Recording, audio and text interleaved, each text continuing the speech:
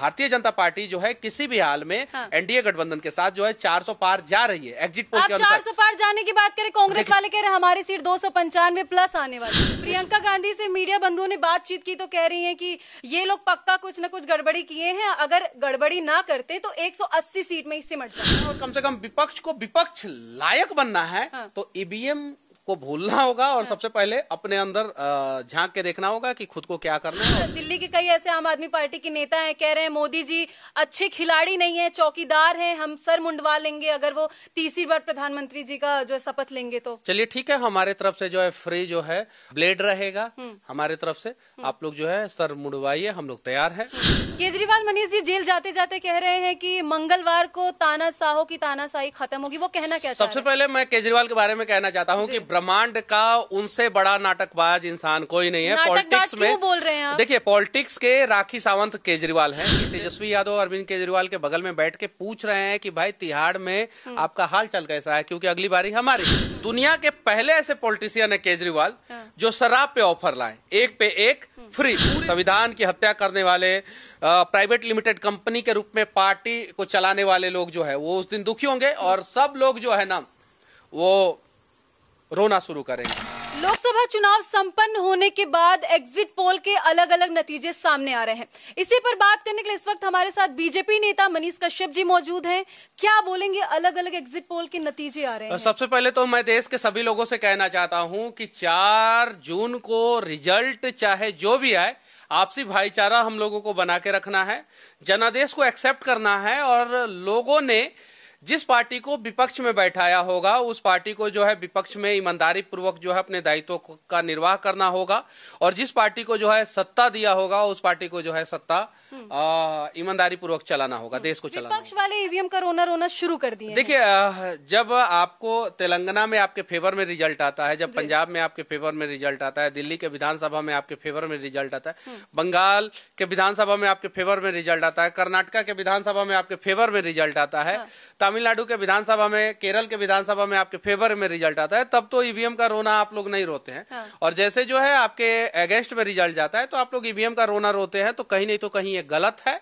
और इस प्रकार से अगर आप बार बार ईवीएम पे ठिकरा फोड़ेंगे और आप अपने अंदर झांक के नहीं देखने का प्रयास करेंगे तो मैं दावे के साथ कहता हूं कि हर बार इंडी गठबंधन वाले विपक्ष में ही बैठेंगे और धीरे धीरे जो है विपक्ष में बैठने लायक तक नहीं रहेंगे।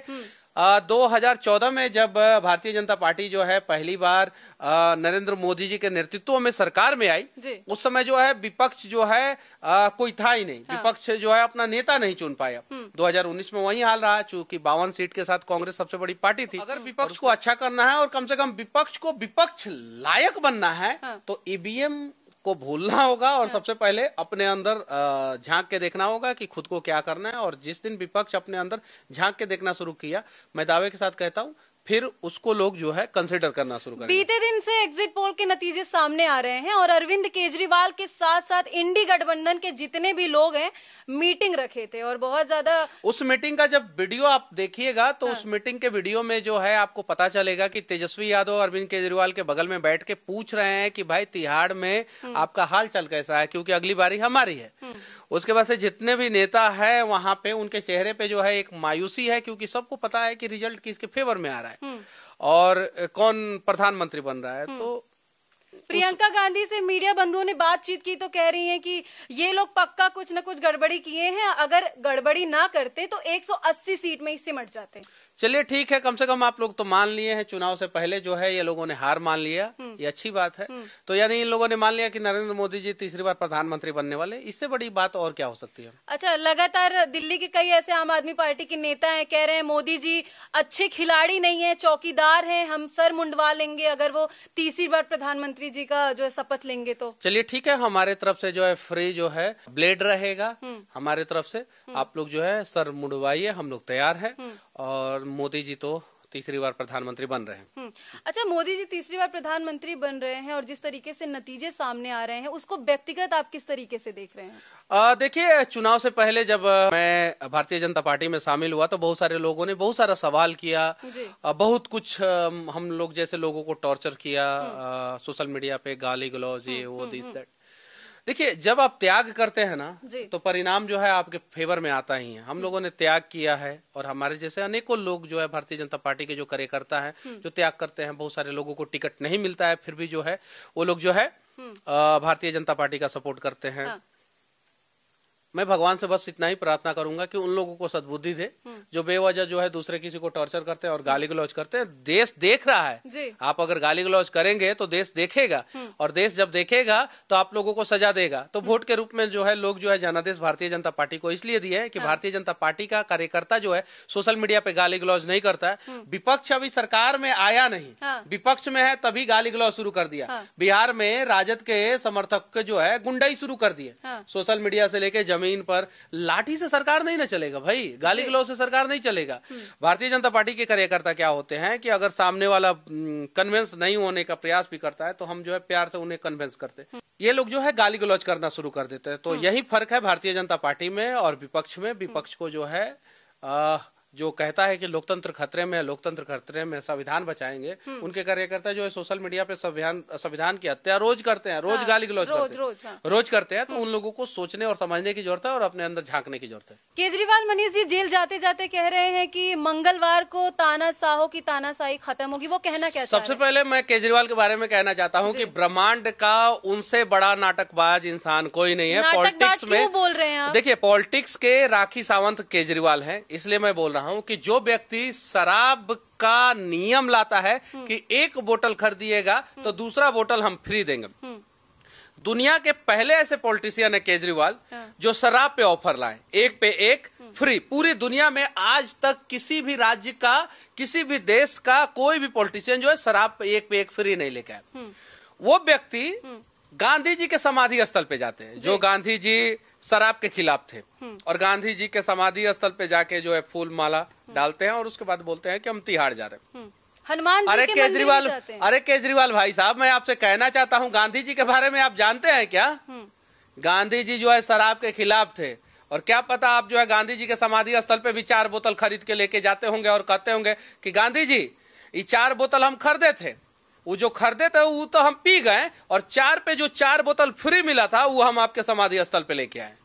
अरे इससे बड़ा ड्रामेबाज जो है ना, ये दुनिया का सबसे बड़ा ड्रामेबाज व्यक्ति है। वो तो कह रहे हो देश के लिए जेल में जा रहे हैं। पंजाब के लोग सबक सिखा दिए इस बार। हाँ।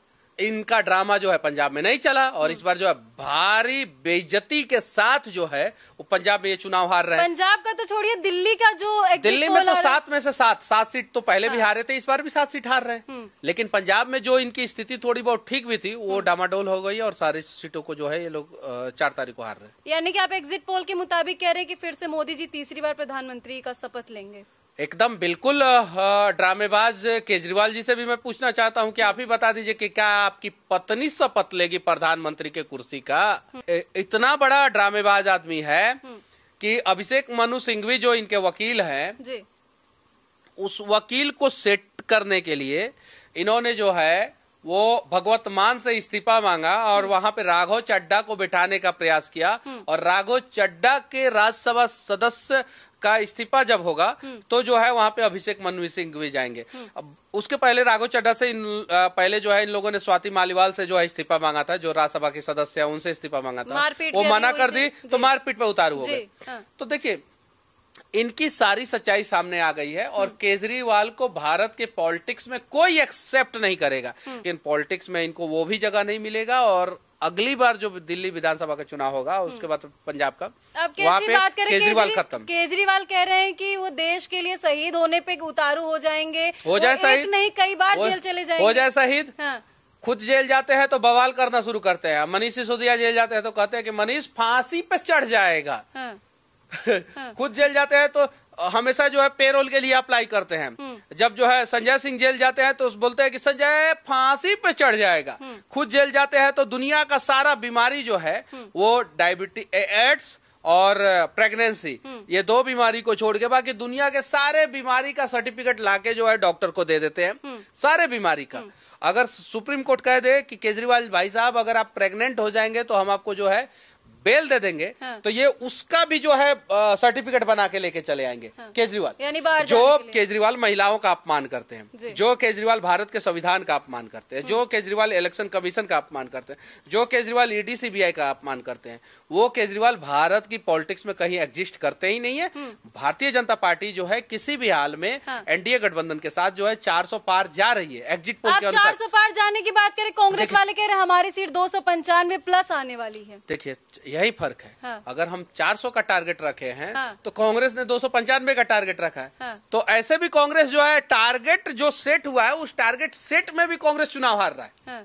हमने 400 का टारगेट सेट किया और कांग्रेस ने 295 का टारगेट सेट किया। तो वहां पे भी अगर देखा जाए ना तो 105 सीट से कांग्रेस ऐसे भी चुनाव हार रहा है वहां पे टारगेट सेट में। लेकिन एक्चुअल कंडीशन ये है कि कांग्रेस जो है वो 100 के नीचे सिमट जाएगा, 75 के नीचे सिमट जाएगा और भारतीय जनता पार्टी सरकार बनेगी। 4 जून को परिणाम आने वाले हैं तो कैसी तैयारियां रहेगी? एकदम 4 जून को जो है ग्रीन पटाखा, जिससे जो है पॉल्यूशन नहीं फैलता है, वो पटाखा फोड़ा जाएगा और धुआं के जगह पे जो है खुशियों का जो है गुब्बारा छोड़ा जाएगा। और आप तो बहुत खुश होंगे उस दिन। क्यों नहीं खुश होऊंगा? एकदम बिल्कुल। और देश का हर एक राष्ट्रवादी व्यक्ति खुश होगा। और संविधान की हत्या करने वाले प्राइवेट लिमिटेड कंपनी के रूप में पार्टी को चलाने वाले लोग जो है वो उस दिन दुखी होंगे और सब लोग जो है ना वो रोना शुरू करेंगे। अच्छा, एक सवाल और, विपक्ष वालों का चेहरा कैसा उस दिन बनेगा? आप एक बात बताइए। भगवान करे कि उनके भी चेहरों पे जो है खुशियां है। जीत के रूप में तो नहीं आने वाला है क्योंकि जीत तो रहे हैं मोदी जी। लेकिन जो भी जनादेश आए उस जनादेश को वो लोग एक्सेप्ट करे और ईमानदारी पूर्वक 5 साल काम करे। जब तक ये सब विपक्ष में भी बैठ के बेईमान बना रहेगा ना तब तक जो है देश के लोग जो है इन लोगों के हाथों में सत्ता का बागडोर नहीं सौंपेंगे। विपक्ष के रूप में आपको ईमानदार बनना पड़ता है और सत्ता से आंखों में आंखें डाल के जो है देश हित में सवाल करना होता है। इन लोगों ने पिछले 10 साल से आज तक देश हित में एक भी सवाल किया ही नहीं, इसलिए जो है इन लोगों की ये स्थिति है। तो देखिए लगातार एग्जिट पोल सामने आ रहे हैं और इसी पर बात हमने की मनीष जी से। साफ तौर पे इन्होंने कह दिया है कि मोदी जी तीसरी बार प्रधानमंत्री बनेंगे और शपथ भी लेंगे और 4 जून को क्या माहौल होगा वो आप सभी देखेंगे। हालांकि आपको ऐसी जानकारी देते रहेंगे। जय हिंद। जय हिंद।